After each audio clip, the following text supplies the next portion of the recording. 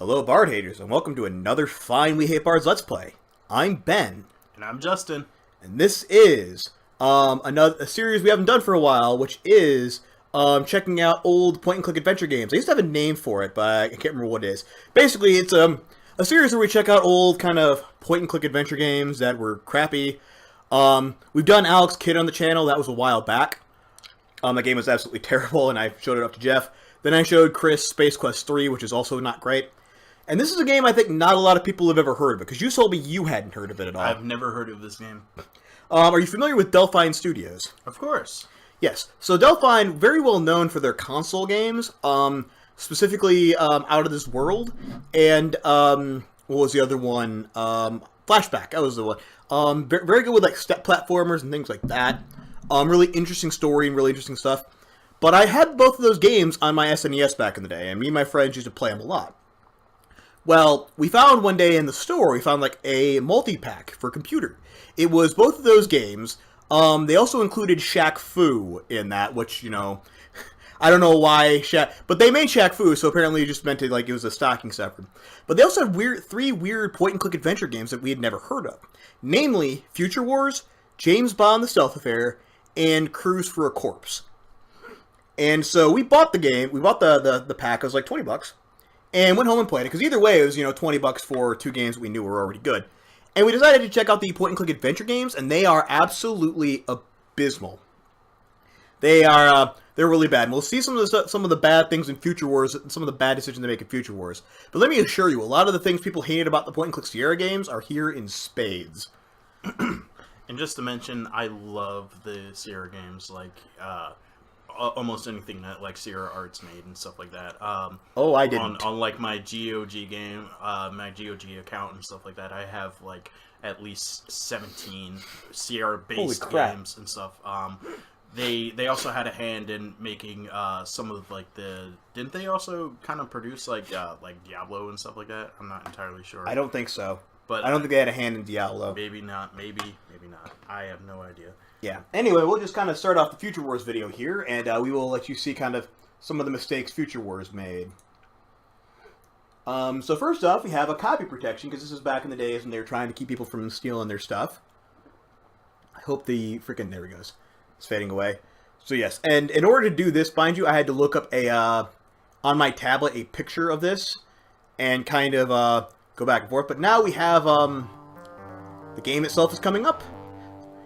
And we have a really awesome intro with awesome MIDI music. In the middle of a forest somewhere. Now, the one actually notable bit about Future Wars is the background design, most notably, right there, by Eric Chahi. You know who Eric Chahi is? I have no idea. He was pretty much the sole developer on Out of This World, and he had a huge hand in Flashback. Those guys just died. Yeah, they just got decimated by weird alien things in a UFO. But it seems like we had laser technology. I mean, come on. Yes. So if you got really super excited for an awesome adventure in space after that intro, then you get to eat shit for the first part of the game. Because now we're just playing as a window washer. Yep. And look, there's our boss. His name is Ed. He's a dick. He looks like a dick. I mean, he looks like he'd spit on the windows and make you wash them again. Oh my god. Oh, Butterfingers. Butterfoot, I guess. And he screams obscenities at you. Now, one thing you may notice here is that the background art actually looks quite nice. Because this was like 1988. Oh, yeah. However, unfortunately, while as nice as the background art looks... yes, this is me changing the backup drive to C. Because this was back in the days when you had an A drive. An A drive. Yeah. Oh. Some of you kids might have heard of floppy disks. If not, ask your parents. Floppy disks, not dicks. Yes. That's an insult. Anyway, that's me trying to type an exclamation point and realizing that it's not recognizing symbols. But the reason I typed onto Hero of Time like that is because, well, I'll get to that in a minute. The first thing you may notice is that in contrast to the art, all the character sprites are universally tiny. Which is okay, because all the inventory items to compensate are made incredibly large. Yeah. That was a joke, by the way. There are actually items in this game that are literally 2 pixels big. Jesus. Oh, you have not seen anything. Wait until we... So, this first puzzle is actually quite simple, and it didn't take me long when we first played the game to figure it out. Basically, you have to grab the bucket, and then go press the button to make it go up. And when you press on things like that, it does occasionally make it bigger, which is a little easier at times. But then, we have to examine a corner of carpet. And, no, we have to walk over it first, then we have to examine it, because it says there's something here. And you have to be in, like, a very specific section of floor for this to work, otherwise it'll just say it's a carpet. You have to operate the carpet? Operate the carpet, wow. Yes. They have a handful of verbs, with, examine, use, operate, take, and inventory, and speak. We don't really use speak that often. Now, this is another very important thing. You have to take absolutely everything in this room that you can. Because if you miss any of it, when you go to the next room, it says, I can't go back there, for reasons you'll see in a minute. But it'll say, oh, I can't go back there. So if you miss anything in this room, you can no longer use it. And when you get to the point you have to, you'll be stuck. Which means, guess what? You either have to have a save point. Oh. Yeah, see that little red dot there? That's a plot and essential inventory item. A little red flag. A little red flag. Yes, the one that was like 2 pixels big. Jeez. And if you miss any of this stuff, you can't go back for it. Game over. Well, not essential game over. It's what we call dead man walking. Where, like, you can't continue, but you can't go back either. So you basically have to either start from an older save file, or, basically start the whole game again. Go until you eventually die. Oh, there is death in this game. Of course. I mean, it's a point-and-click adventure game. I mean, those were rife with death. Bullshit death. Oh, Yep. yeah. Now, here's kind of an interesting little thing. We got a bucket full of water. Regular wisdom would say, we're going to take that back out on our thing and go window wash some more. Nope, we're actually going to place it on top of the door so that when our boss walks in, like so, once I can operate the door, it falls on his head. Tee-hee. That's the puzzle. Is he like trying to get fired? Well, my personal theory is that the main character is retarded. And I don't say that disingenuously. I honestly think he has a learning disability. Because some of the decisions you make in this game are just completely baffling, and there's no reason the character would make them. There's maybe a reason for you as the player to do them, but there's not really a reason. Like, look, we just examined a typewriter and there's a number written on there. A normal person would just go, oh, it's a number. But we know, as a player, that it's probably plot essential, so we should write it down. Going back on, like, that he's retarded, maybe he's just... Well, this is the 1980s, right? Right. So, 1980s inspired, all the 1980 films, where the goofy kind of hero, kind of, Pauly Shore kind of character, that's assumed... Okay, from now on, this guy is Pauly Shore. Okay, we shall call him... He doesn't actually have a hero, or a name. He doesn't actually have a hero. He doesn't have a name. And the reason I said I'm the hero of time is because if you, like, at any point you mouse over him, it says hero. Like, just the word hero. Like, couldn't even bother to give him a freaking name. Unless he's like Spanish and his name is like Euro. Or his name actually is Hero. Like, so his parents named him Hero, which in that case, that's a surprising coincidence. Taking on. We're gonna flag something on the map. Yes, we have to put it on that little hole right there. And then it said, oh man. And a secret door opens! Was it really that obvious? Yes.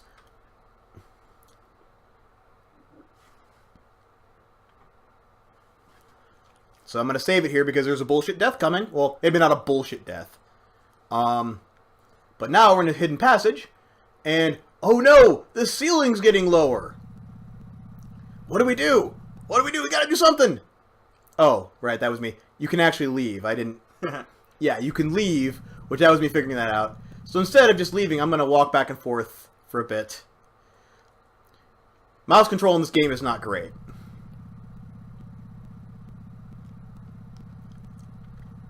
So what do you think happens? What do you think happens when the ceiling gets too low? I would hope that it just stops. Oh, gulp. Notice how fast that last little, like, 6 feet went. I think they, And now I'm completely gone. Also, the death thing said the ceiling was a bit low rather than you've been crushed, which I found interesting. So, apparently, it may have had, like, some, like, rusty locks on it as it was moving downwards, and then once it gets to a certain point, it's just finally greased up and all like that. Somebody took great care. Yeah, you have to operate each thing individually, by the way. Oh, wow, that's terrible. It's the right code. Was that the code from the typewriter? Yep. That's what it was. Man. Leaving like little evidence, things like that. What a kooky, crazy world. Now here's another example of dead man walking, and this was the thing that got me the very first time I played the game. Which is, in this room, there's a little slot below those two buttons. You can see that little black area, right? Yes. That's a slot. We have to put the sheaf of papers we got in the desk in the previous room into that slot. Then we have to press a button. There's another stack of papers that will come out. We need to pick up that stack of papers before we step into the time machine. Oh, spoiler alert, that weird glowing light's a time machine. I wonder if you don't put any of those papers in there and you go into the time machine, it does take you to like a weird time. And... Well, either way it takes you to the same time. But if you don't get the stack of papers, then about an hour from now, you will be failed with no way out. Huh. Well, and there's no this is kind of what informs my opinion that he's retarded, because, again, there's no reason to do this. He has no idea what this machine is or why you'd put papers in there. Gonna do it anyway. Press the green button. You know, maybe in a separate time, green is actually like... Stop. Oh yeah, apparently I'm not close enough to the red button to press it. Wow. There's a really annoying puzzle later on, kind of, that centers around that, and you're gonna get to see it in its full glory. I love it already.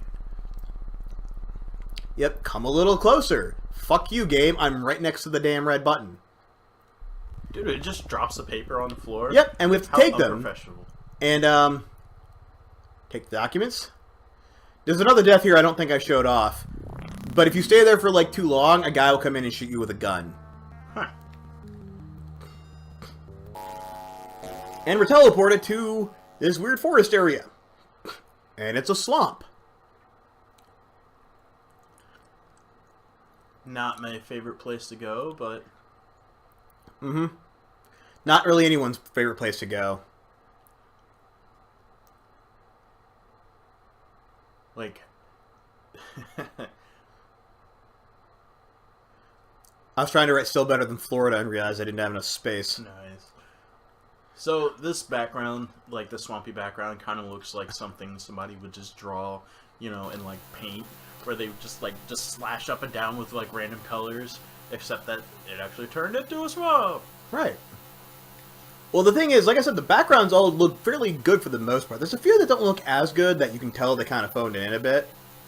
But, this one actually doesn't look too bad. Oh yeah, by the way, see how I'm only walking on the green bits? If you walk on any of the dark colored bits, you probably like sinks. In the swamp and die. And you have to do it with really shitty mouse control, too. Because, like, the mouse control doesn't actually put him to an area, so much as it does kind of give him a suggestion to maybe go to the area somehow when he feels like it, you know, through whatever route he decides to take. When you feel like it. Yep. And I'm assuming if you walk into this mosquito, since they're time mosquitoes, they probably just, like, suck the life out of you. They kill you. That's crazy. It's another death. Oh, yes, and that insecticide, that was one of the items we got from the room. So if you hadn't gotten that one, guess what? You're dead. Back to the beginning of the game. I mean, couldn't he just put the plastic bag over his head and... Oh, You'd there's think. a shiny. There is a shiny, and I'm going to spend a while time trying to take it. I find it difficult. Then we have to examine it first. That was what tripped me up, because I'm trying to take it, and I had a walkthrough open the entire time I was doing this, because I had no freaking clue. It's been so long since I played this, and I wanted to make sure I got everything, and... Yeah, he screams at us like, "No, I want to go back into the swamp!" Yeah, so I keep repeatedly trying to do that, and then I get the idea to maybe examine it first. A pendant! And we scream that. Like, so many times in this game, you will see, like, a bit of text that is all caps with like 3 exclamation points after that. Which just makes me think that he's bellowing it. Like every time he finds something, he's like, a pendant! Again, and maybe I'm just a horrible person, but I picture him talking like one of those Gumbies from Monty Python. That definitely sounds like it. Drain the swamp. Yep. Well, this area is not as bad as a swamp. I mean, no, it's quite nice. Look, there's like a little bird up there. That's lake. And anything in these point and click adventure games. And look, a nice little village here with friendly people. People who then automatically kill us because we're a spy because we're dressed differently because we're still wearing our future or present attire. And when you died, when you died back in the 80s, you just kind of disappeared. This isn't the 80s. This is medieval, man. This is, I think, I'm just saying, like, people back in the 80s, they couldn't show censorship. They couldn't show... Well, fucking Space Quest did. Like, there were so many violent deaths in that. I remember. So, what do you think the puzzle is to get into the village? I think maybe you have to climb up the tree. And, holy crap, how did you figure that out? Well, seeing that he's standing near the foot of the tree, and especially since it says examine the foot of the tree, so I'm kind of... so those people were definitely not people. Those were definitely Jawas. Sand people, basically, yeah. Yeah. They were more like forest swamp Jawas. Yeah. So we had to find a bit of rope at the foot of the tree and use the rope to climb the tree. And then just sit here for ages. Time passes as we sleep, as we say Z a bunch. Hey, there's a guy with some clothes. Yes, there is. And as what's happened, he's going to leave all of his clothes right here to go skinny dipping.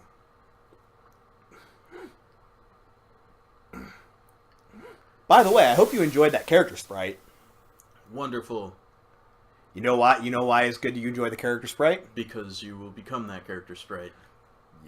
Basically, yes. We are going to then adopt his thing. Oh.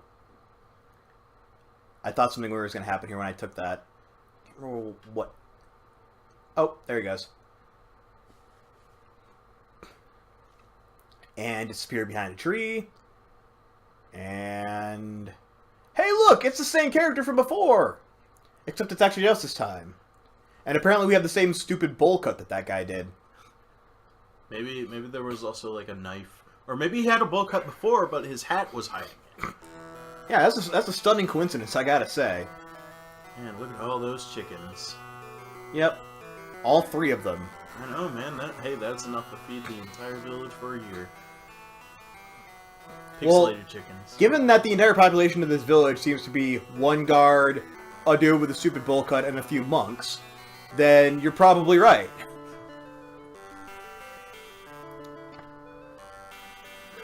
Now, I can't remember. I think what I'm trying to do is I'm trying to figure out if I can go to an area right now.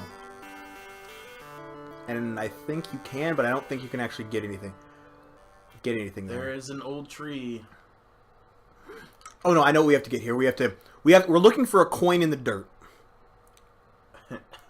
What? I'm not kidding you. We need to find a coin in the ground in front of the tree. How would anybody ever know that? Hey, the monks have it. You know how you'd know that? You'd look online and see if anyone else had figured it out. Nice. Oh no, you have to operate the tree. My bad. You have to operate the tree. You just, from now on, I will tell somebody to operate things when I need them to do stuff. I'll be like, operate the snow shovel, operate the oven. And if they don't get the joke, that is their fault. They should watch. They should watch this. Watch the YouTube channel. That's how you figure this out. You heard it first. Watch the YouTube channel. A silver coin. Since when did monks ever have silver coins? Since they started making Frank. Oh, what is that? Frank. So silver was used for not coins. It was all gold and copper. That is true. Like, silver gains a surprising amount of value, like, transitioning into the industrial age.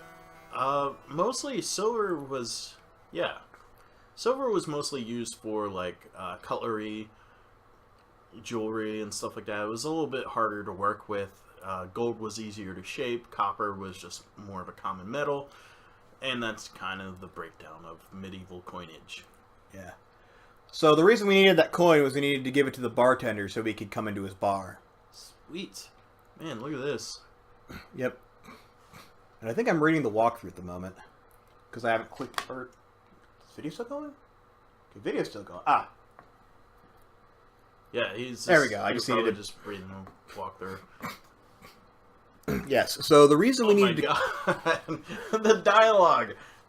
Oh, yes. It was written by someone who doesn't understand how medieval dialogue actually worked.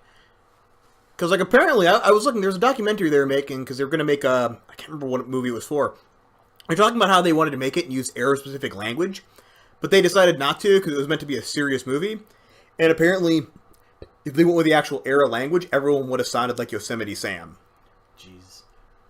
Because that's basically what they sound. It's a lot more like, you know, that kind of Turd Nation kind of deal. But we needed to come in here and pay the... Like I said, we paid the guy the coin so we could come in, and we needed to come in so we could actually get our quest. And the quest is, we've got to show the pendant to this guard here, because the lord of this castle, his daughter, has been kidnapped by evil monks, who happen to live in the same village. And he can't send his knights to go get her back, because apparently, I don't know, reasons. So...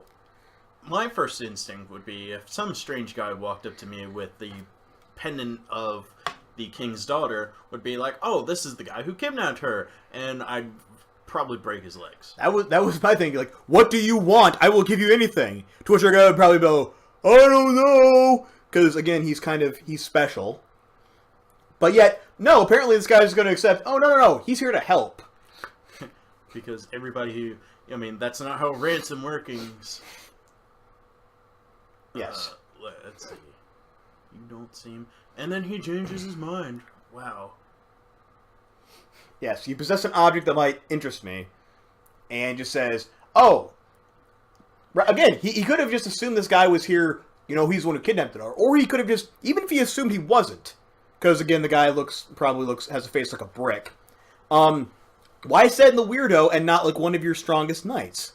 That sounds like witchcraft. That common sense thinking, that's witchcraft. Witchcraft. You'd be burned at the stake for that. Witchcraft. Don't worry, I shall find your daughter if I have to move heaven and earth to do so. Wow, he's really determined all of a sudden. Oh man. I mean, from window washer to daughter saver? Holy crap. Yeah, well, he just... Ha ha ha! That was a joke. Seriously? Did the king say, "May the force be with you"? Yes. Oh, wow. The Lord. Yeah. I could just imagine that getting through, like, the editorial process.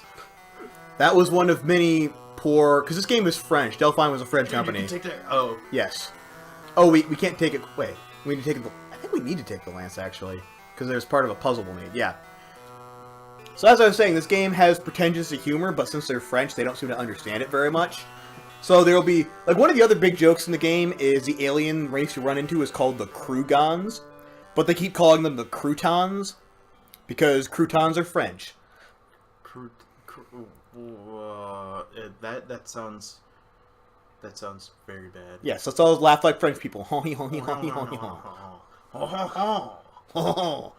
Now, this is the puzzle I was telling you about earlier. You have to be in a very specific, like, 2 pixel by 2 pixel area in order for that to work.